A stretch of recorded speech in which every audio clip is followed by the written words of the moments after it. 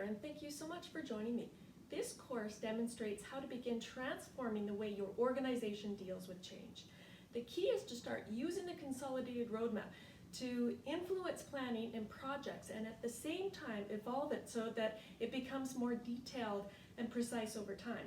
I've refined these techniques and tools and methods over my 30-year career, and I've successfully helped organizations transform the way they handle change. I'm confident that these steps are going to help you. So let's start with an introduction to this course. This course is part 2 of a 3-part series on how to do enterprise architecture, and it focuses on how I approach the first year of implementing a new EA practice. Part 1 covered steps 1 through 11 of the EA implementation plan, with a goal to create the most viable product, the most viable consolidated roadmap within a 3 to 4 month time period. This course is going to cover those next 11 steps with a goal to demonstrate how to start using that roadmap to influence change. Part 3 is going to continue to build on this, and we'll show how to evolve that consolidated roadmap to keep it current and relevant and complete that full, complete change cycle. So in my eyes, enterprise architecture is all about well-orchestrated change, and I describe the process as imagine the possibilities through design, make it come alive through projects, and realize the benefits in production. So imagine the possibilities through design starts with creating that first instance of the consolidated roadmap, and that is what we covered in part 1. So if you remember, we started with the senior executives with a goal to understand their vision and their appetite for change. Next, we captured the current state by identifying and documenting core business functions and their supporting activities. By analyzing the current state documentation, we were able to identify patterns, which is crucial to creating reusable components and bringing efficiencies. The patterns enabled us to tease out capabilities, and it was the capabilities that we focused on. It was the capabilities that were used for prioritization, and it was the capabilities that evolved and created the design around. Sorry, it was those capabilities that we evolved, and that's what the design is created around. Next, we turn to the senior executives to get some direction. Remember how we couldn't build our roadmap without a business priority, because there's a million ways to start designing and planning, and depending on where you start, you build a very different picture. The innovation juices started flowing when we began to identify ways to address the potential risks and modernization of each of those capabilities. It is these ideas that became our business roadmap. Pulling all of those architectural disciplines together, we imagine the possibilities for how to light up those business activities. And that's what creates the consolidated roadmap. The consolidated roadmap is an EA tool, and it gives us a really good starting point to begin influencing change. The EA team, with that roadmap, is armed with a million great ideas and in a position to pivot their thinking based on what they learn going forward. Which brings us to this course. So once we have identified that first instance of the design, we want to start making it come alive. So the first thing this course is going to focus on is what I call areas of change. We're going to start by identifying the areas of change within the organization and shift the way the organization currently thinks about and implements change. It's crucial to start passively. I can't stress this enough. We don't want to try and drive change just yet. We want to start by influencing it. We do this because we're starting something new. We are teaching the organization about EA and about the consolidated roadmap. You have to remember that we created that roadmap within 4 months, and it's just a starting point. As we start participating in change, we'll be able to evolve the roadmap and get it more precise over time. And at the same time, we'll begin shifting the way the change happens.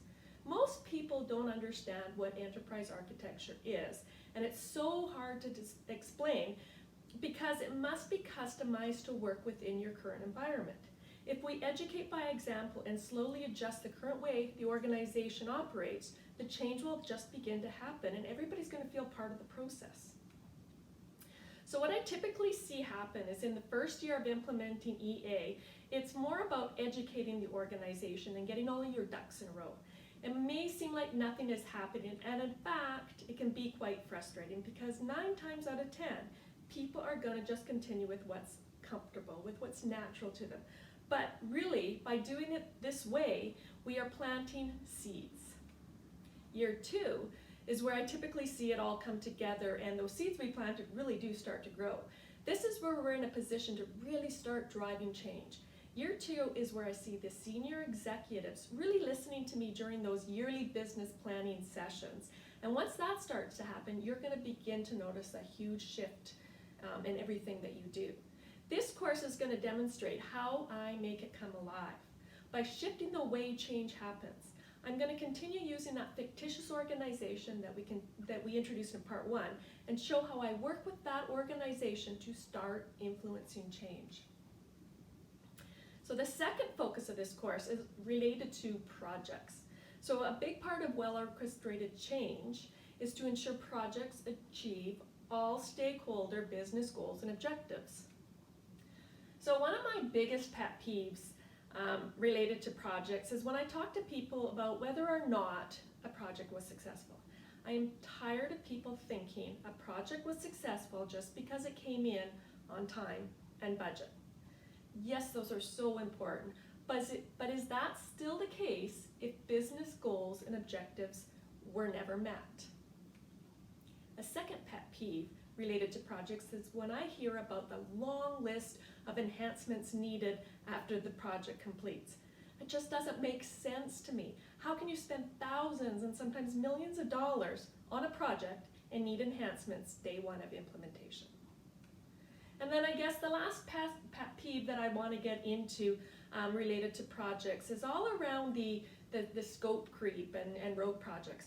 If projects are chunked and defined properly at the beginning and then managed throughout the full system development lifecycle, I really don't see how this can happen.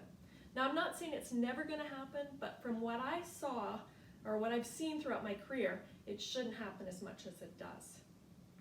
So this course is going to demonstrate how I make it come alive by working with projects, and I want to show you how I address all 3 of these pet peeves and ensure that all our stakeholders are getting what they set out to get.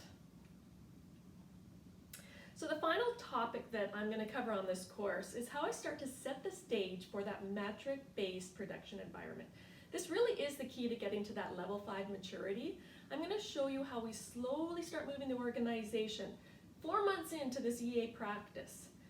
EA needs to become embedded in everything, and it needs to become second nature for it really to be successful and to take off. So this course contains 9 clips. Each clip will demonstrate the techniques and tools using the fictitious organization that we set up in that last course. You're going to see how I identify and participate in change discussions, how I participate in projects to ensure their success, including how I address all 3 of those pet peeves, how I define and run an architecture review board, how I start to build the EA team by bringing on those first 3 disciplines. And the final clip shows how I influence the transition of projects into production to start that metric-based environment. So continue watching the next clip to understand how I begin to identify and participate in planning sessions.